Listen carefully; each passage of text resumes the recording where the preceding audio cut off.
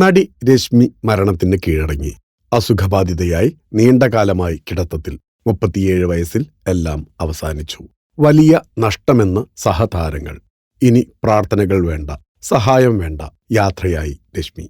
ദീർഘകാലമായി അസുഖബാധിതയായിരുന്ന കന്നഡ ടെലിവിഷൻ താരം രശ്മി ലീല 37 വയസ്സിൽ വിധിക്ക് കീഴടങ്ങി. ശ്വാസകോശ സംബന്ധമായ അസുഖങ്ങളെ തുടർന്ന് ബംഗളൂരുവിലെ സ്വകാര്യ ആശുപത്രിയിൽ ചികിത്സയിലിരിക്കെയാണ് അന്ത്യം.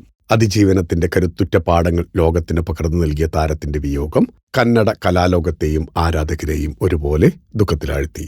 ഭർത്താവ് സറക്കി മഞ്ജു സോഷ്യൽ മീഡിയയിലൂടെ പങ്കുവച്ച ഹൃദയസ്പർശിയായ കുറിപ്പിലൂടെയാണ് മരണവാർത്ത പുറം ലോകമറിഞ്ഞത്.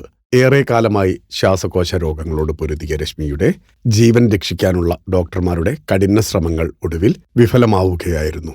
കഴിഞ്ഞ 7 വർഷമായി റൂമറ്റോയിഡ് ആർത്രൈറ്റിസ് എന്ന രോഗം രശ്മിയെ വേട്ടയാടുകയായിരുന്നു.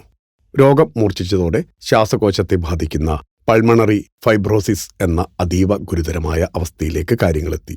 ശ്വാസകോശങ്ങൾ നശിക്കുന്ന ഈ സാഹചര്യം രശ്മിയുടെ ജീവിതത്തെ ദുസ്സഹമാക്കിയിരുന്നു. കഴിഞ്ഞ 1 വർഷമായി ഓക്സിജൻ സിലിണ്ടറിന്റെ സഹായത്തോടെയാണ് താരം ഓരോ ദിവസവും തള്ളി നീക്കിയിരുന്നത്. രശ്മിയുടെ ചികിത്സാ ചിലവിന് കന്നഡ സിനിമാ ടെലിവിഷൻ മേഖലയിലെ സഹപ്രവർത്തകർ ഒന്നടങ്കം എത്തി. ഏകദേശം 19 ലക്ഷം രൂപ ചിലവഴിച്ച് ശ്വാസകോശം മാറ്റിവെക്കൽ ശസ്ത്രക്രിയ വിജയകരമായി പൂർത്തിയാക്കിയ താരം പുതിയൊരു ജീവിതത്തിലേക്ക് തിരിച്ചുവരുമെന്ന് എല്ലാവരും പ്രതീക്ഷിച്ചിരുന്നു. എന്നാൽ ശസ്ത്രക്രിയയ്ക്ക് ശേഷമുണ്ടായ ശാരീരിക അസ്വസ്ഥതകൾ മരണത്തിലേക്ക് നയിക്കുകയായിരുന്നു. അവയവദാനത്തിന്റെ പ്രാധാന്യത്തെക്കുറിച്ച് സമൂഹത്തെ ബോധവൽക്കരിക്കാനും ഈ ദമ്പതികൾ തങ്ങളുടെ ജീവിതം ഉപയോഗിച്ചിരുന്നു.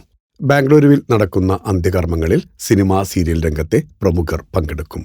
ഒരു യോദ്ധാവിനെ പോലെ പോരാടി മടങ്ങിയ രശ്മിയുടെ ഓർമ്മകൾക്ക് മുന്നിൽ പ്രണാമം അർപ്പിക്കുകയാണ് കലാലോകം. ആദരാഞ്ജലികളോടെ ഞങ്ങളും ഫിലിം കോട്ട്.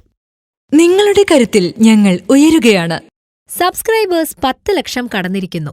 സ്വർണ്ണ തളിക നേടാൻ സഹായിച്ചതിന് നന്ദി. നിങ്ങളും ബെൽബട്ടൺ അമർത്തോ. നല്ല വാർത്തകളുടെ നോട്ടിഫിക്കേഷൻ ഉടനെത്തും. വിശ്വസിച്ച് ഒപ്പം നിൽക്കുന്നവർക്ക് ഒരിക്കൽ കൂടി നന്ദി.